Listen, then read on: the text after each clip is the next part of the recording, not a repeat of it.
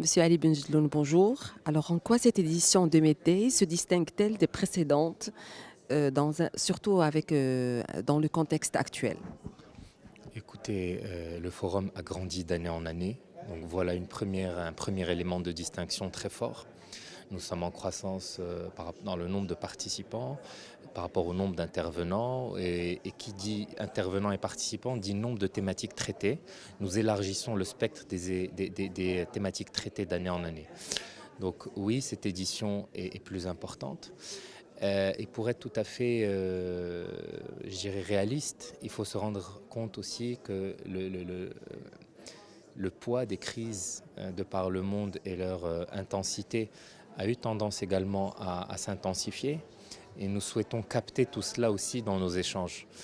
Donc cette édition elle est particulière parce que les instabilités régionales, l'instabilité mondiale, le climat peut se trouver changé d'un mois sur l'autre, d'une semaine sur l'autre. Les équilibres s'en trouvent également bouleversés. Donc je peux d'ores et déjà vous dire qu'aucune édition ne ressemble à la précédente parce que les actualités se chassent mutuellement. Et je peux vous dire également que la croissance du forum fait un petit peu aussi son succès parce que nous portons la voix du Maroc en tant que société civile, bien évidemment, depuis notre petite lorgnette de société civile. Mais nous souhaitons porter cette voix et mettre en avant l'intérêt du Maroc comme il l'a toujours été, une terre où on peut dialoguer sincèrement et trouver des solutions entre pays, entre gens bienveillants. Comment s'est fait le choix de la thématique de cette année? Alors cette année, le choix de la thématique de la résilience, souveraineté face à de nouveaux équilibres, vers de nouveaux équilibres mondiaux, c'est un petit peu imposé en raison de ce qui est constaté aujourd'hui dans la nature de certaines crises. Une majorité de crises actuelles se trouvent mettent à l'épreuve les souverainetés des États. Parce que les crises sont transfrontalières, elles sont globales, qu'il s'agisse de crises climatiques, de crises sanitaires, de crises migratoires, même de crises alimentaires, sans parler des crises énergétiques bien évidemment et environnementales. Donc aujourd'hui, comment des pays esselés peuvent répondre à des défis globaux et transfrontaliers. Alors la réponse du Maroc et la conviction du Maroc que nous-mêmes ici dans le forum nous essayons de porter, c'est de dire que le multilatéralisme régional et le multilatéralisme dans un sens plus large sont des réponses adéquates. D'abord pour répondre à ces crises, parce que nous y répondons en ordre rangé, d'une part, et d'autre part également, puisque nous arrivons à trouver des expériences des uns et des autres, de quoi nourrir la réponse globale à ces crises. Ce sont les convictions que nous portons ici. Alors, comment le forum contribue-t-il à positionner le Maroc aujourd'hui comme un acteur clé dans les débats internationaux? Alors vous savez, le forum est à son échelle une petite partie qui contribue au rayonnement de notre pays. Encore une fois, je précise que c'est en tant que société civile que se déroule ce forum. Le rayonnement de notre pays est multiple, les sources de rayonnement de notre pays sont multiples, les sources de soft power de notre pays sont multiples et peut-être que ce forum est une modeste contribution à cela. En quoi? D'abord, par la qualité et le nombre des intervenants qui sont présents avec nous, parmi nous.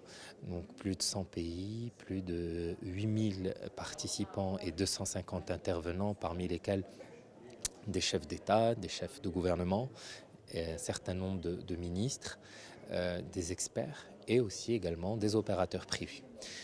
Aujourd'hui, vous savez, des plateformes de cette dimension dans lesquelles on vient sans masque, on tombe un petit peu les manières convenues de dialoguer et on dialogue avec sincérité autour de sujets qui touchent tous ceux qui viennent participer pour trouver des solutions. Ces solutions sont ensuite partagées avec les décideurs publics et privés pour les rendre par la suite concrètes et opératoires. Vous savez, si nous arrivons à toucher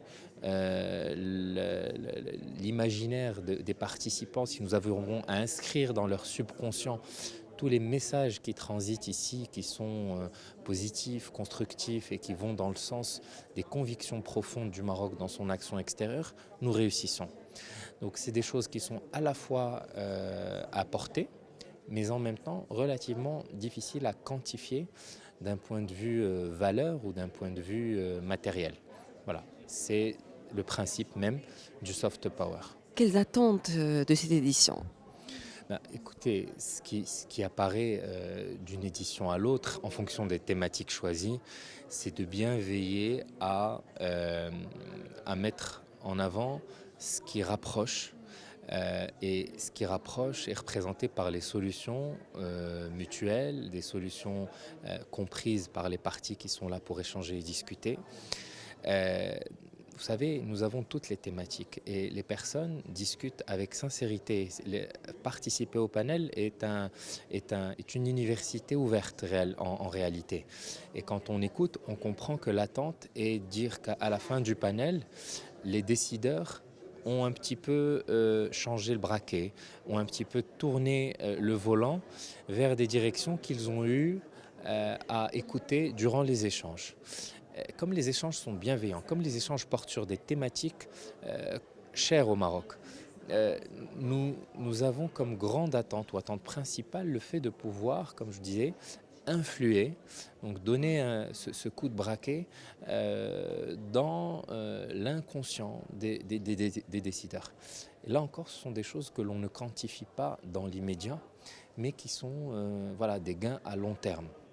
Et qui marquent un petit peu les consciences et les esprits. Et la 16e édition est là pour rappeler ce rôle.